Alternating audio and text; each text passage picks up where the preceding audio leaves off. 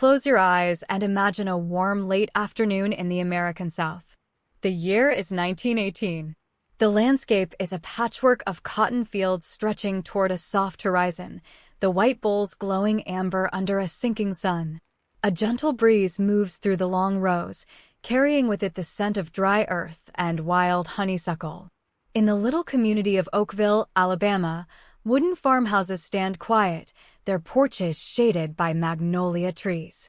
Chickens scratch near a barn, and somewhere a screen door creaks and then closes with a soft thud.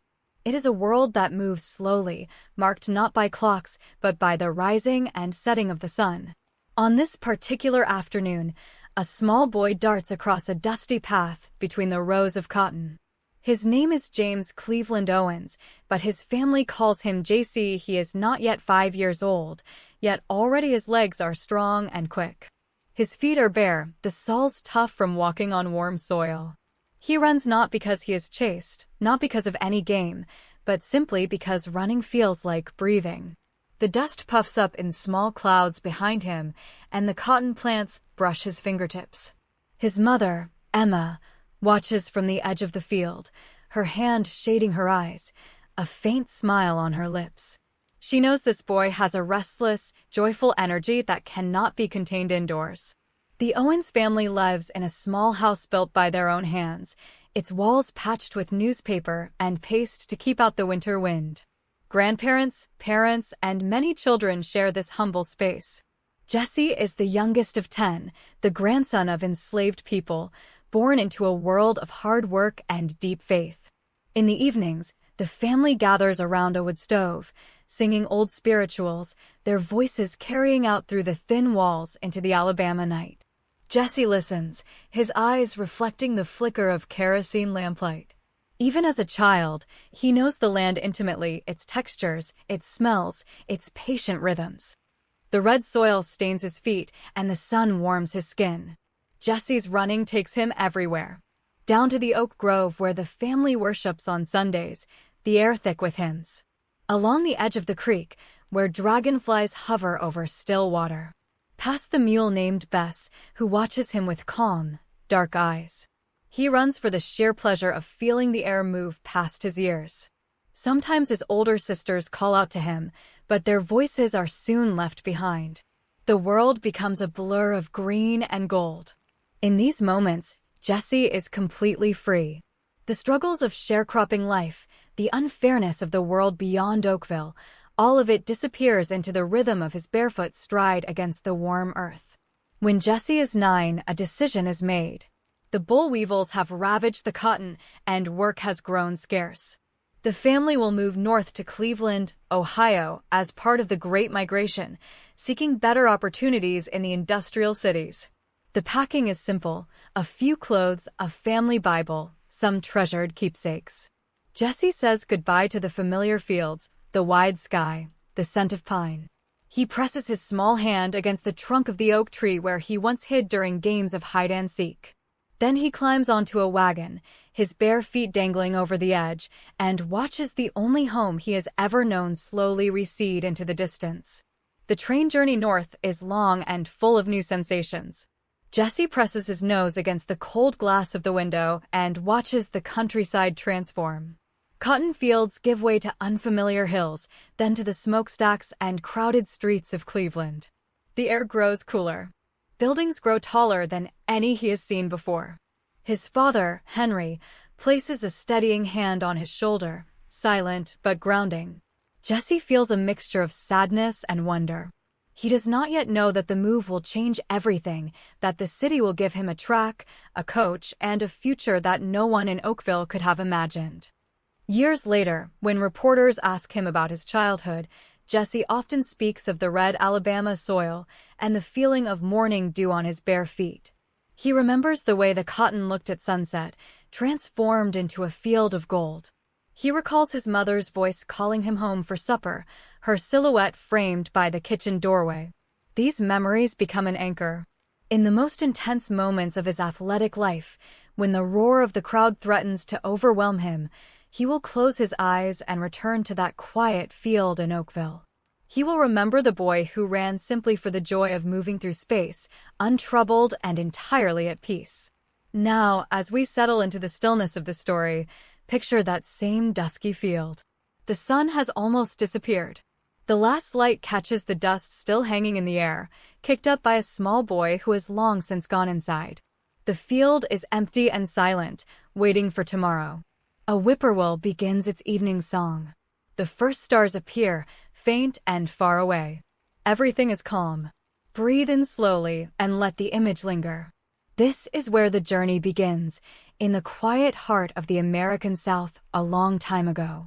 The city of Cleveland welcomes the Owens family with a different kind of rhythm.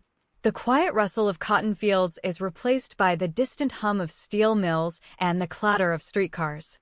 The family settles into a modest neighborhood on the east side, where rows of brick homes stand shoulder to shoulder. Jesse, now a young teenager, walks to Fairmount Junior High School each morning, his breath visible in the crisp Ohio air. He wears shoes now, sturdy leather ones that feel heavy after the barefoot freedom of Alabama. The sidewalks are gray and orderly, the trees planted in neat rows. Everything feels contained, measured, but Jesse carries within him the open spaces of the South. In the school hallways, Jesse is shy. His Alabama accent marks him as different, and he speaks softly, if at all. But in the gymnasium, something changes. The first time he runs on a wooden indoor track, the sound of his footsteps echoes against the high ceiling, and it feels like an old friend returning. A gym teacher named Charles Riley notices the boy's natural grace. Riley is a white man with kind eyes and a quiet manner, an Irish immigrant who believes in discipline and the transformative power of sport. He watches Jesse move and sees not just speed, but a kind of poetry. After class, he asks Jesse to stay behind for a few minutes. That meeting changes everything. Coach Riley offers to train Jesse before school, in the cold early hours when the gymnasium is empty and the world outside is still dark. Jesse agrees, and so begins a routine of quiet dedication. Every morning at 6 o'clock, while the city sleeps under a blanket of snow or the pale light of spring, Jesse arrives at the school. Coach Riley is already there, setting up hurdles, adjusting the lighting. The gymnasium smells of floor wax and old wood. The radiators tick and hiss.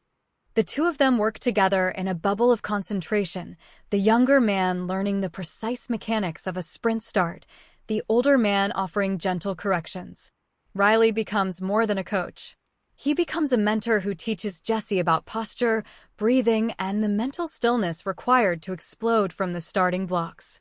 He also brings sandwiches and fresh milk, knowing that the boy often arrives hungry. The training sessions are silent and intense. Jesse practices explosive starts over and over, the sound of his spikes digging into the wooden boards. Then he runs laps, his stride long and fluid, his mind emptying of everything but the rhythm of his own body. Coach Riley stands with a stopwatch, a quiet smile on his face. The times he records are exceptional, but he shares this information sparingly, protecting Jesse from the pressure of early fame. As seasons pass, Jesse moves on to East Technical High School, where his reputation begins to spread like ripples in still water. The outdoor track is surrounded by red brick buildings and leafless elms in fall.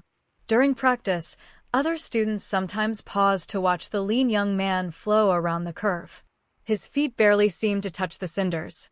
The coaches arrange meets with other schools, and Jesse wins races with an ease that seems almost effortless.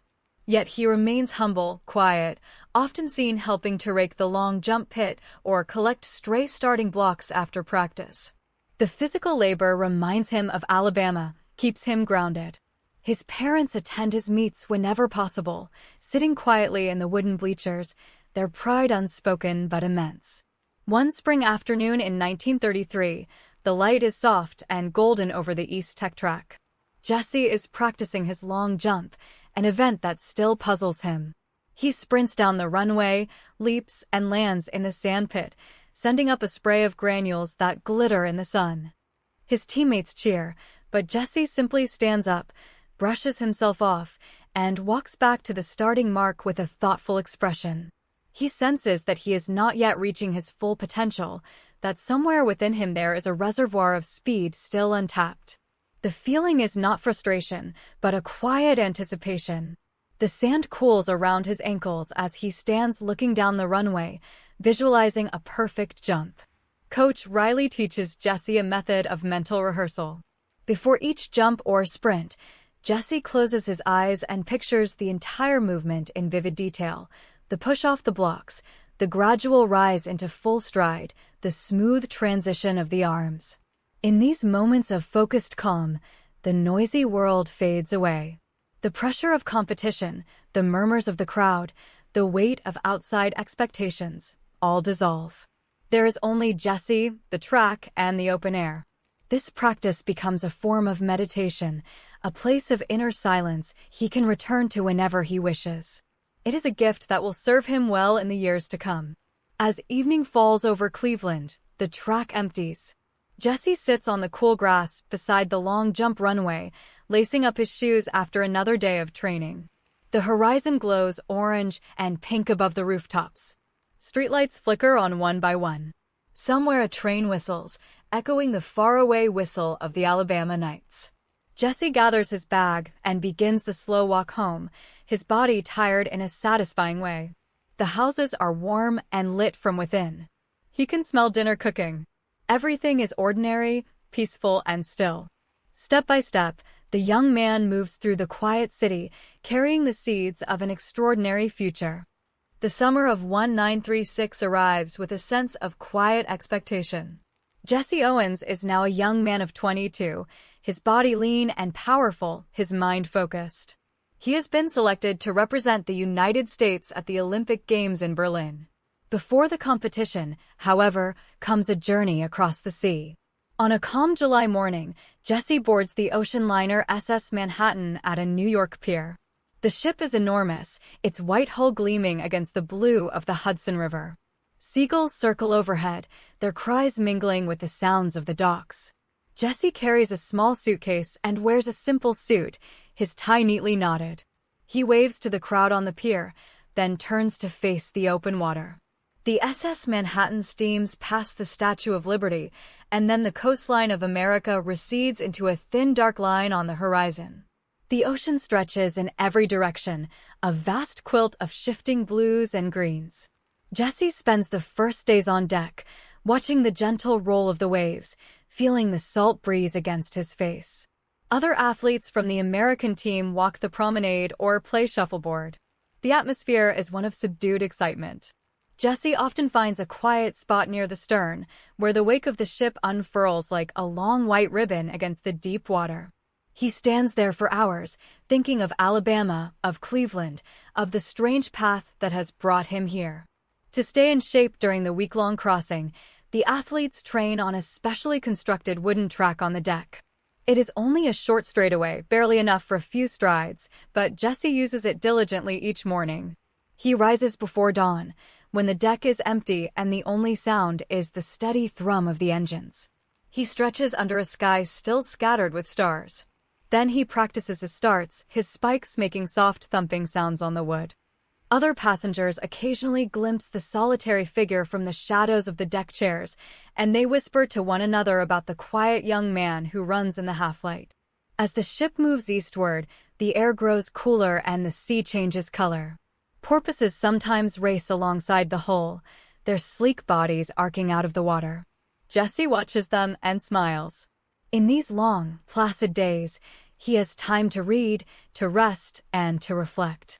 He writes a short letter to his wife, Ruth, telling her about the ship, the food, the endless horizon. He does not mention the anonymous letters that had arrived before his departure, filled with malice and warning.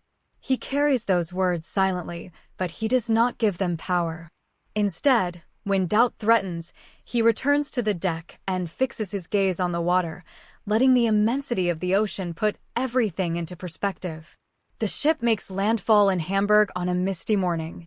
The docks are crowded with flags and curious onlookers. Jesse and his fellow athletes board a train that will take them south to Berlin. The German countryside rolls past the window in a patchwork of green fields, orderly villages, and dark forests. Church spires rise above red-tiled roofs.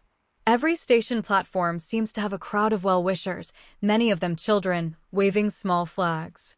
Jesse presses his palm against the cool glass, feeling the vibration of the rails. He studies the landscape without preconception, simply observing. The farms remind him slightly of Alabama, though the architecture is different, older, more compact. Arrival at Berlin's Olympic Village is like stepping into an orderly dream. The village is a self-contained neighborhood of low white dormitories set among carefully tended lawns and young birch trees. Paths of smooth gravel connect the buildings. The air is fresh and mild. Jesse is assigned a small, clean room with a window overlooking a quiet courtyard. He unpacks his bag slowly, placing his running clothes on the bed, his spikes in the closet. The room smells of fresh paint and pine.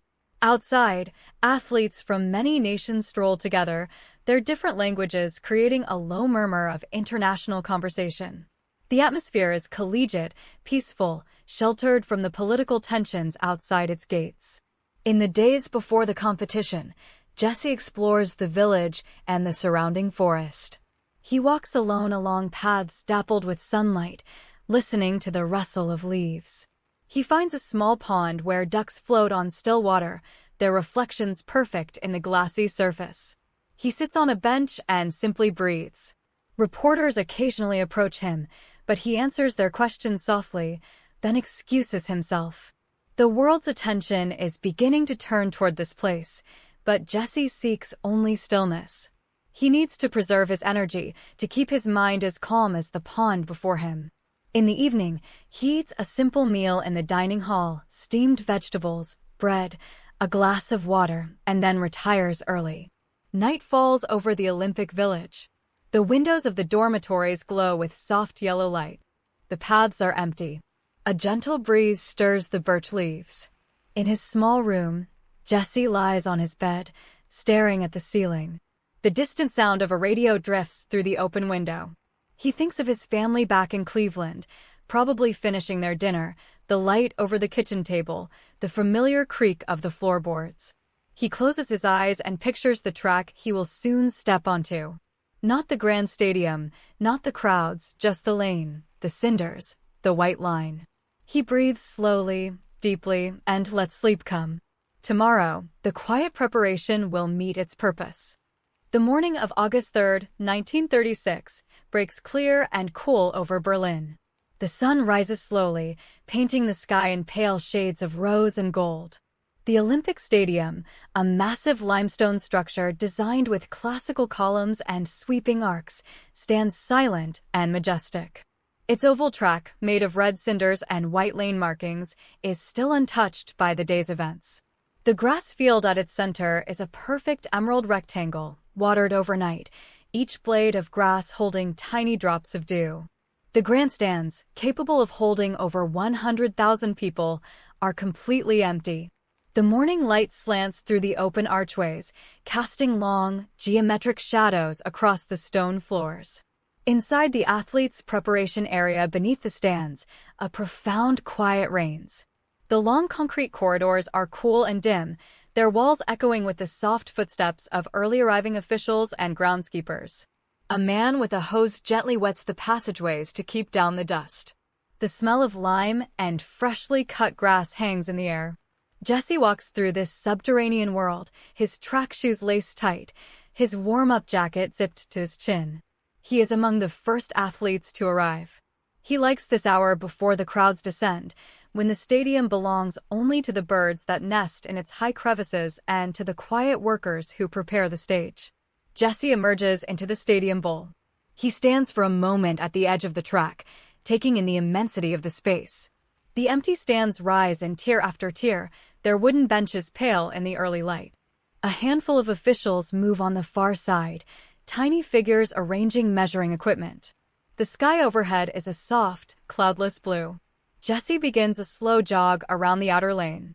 His footsteps crunch softly on the cinders. The sound is rhythmic, meditative. He makes a full lap without increasing his pace, simply feeling the surface, the air, the quiet.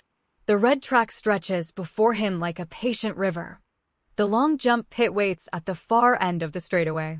A groundskeeper has just raked the sand smooth, erasing all traces of previous jumps.